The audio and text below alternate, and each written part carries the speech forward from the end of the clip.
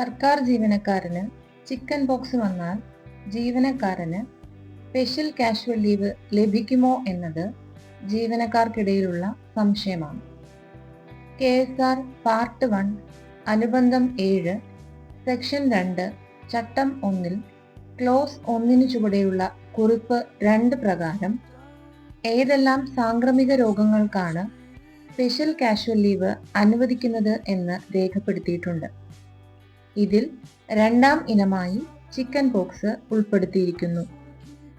1976 July 5 finance ഡിപ്പാർട്ട്മെന്റിന്റെ 189/76 number സർക്കാർ ഉത്തരവിലൂടെ സാംക്രമിക രോഗങ്ങളുടെ പട്ടികയിൽ നിന്നും രണ്ടാം ഇനമായി ഉൾപ്പെടുത്തിയിരുന്ന ചിക്കൻ പോക്സ് നീക്കം ചെയ്തു.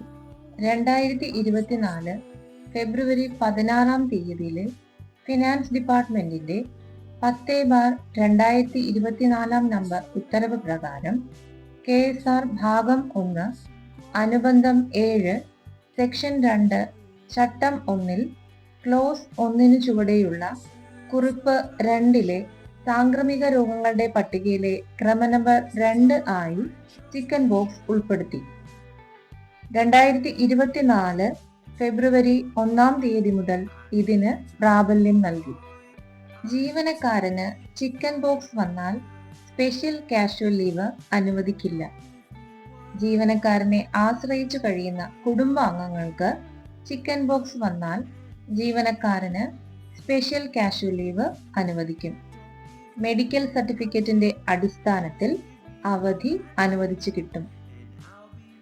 ജീവനക്കാരന് രോഗബാധയുണ്ടാവുകയാണെങ്കിൽ നിയമപ്രകാരമുള്ള സാധാരണ അവധിയാണ് അനുവദിക്കുന്നത്.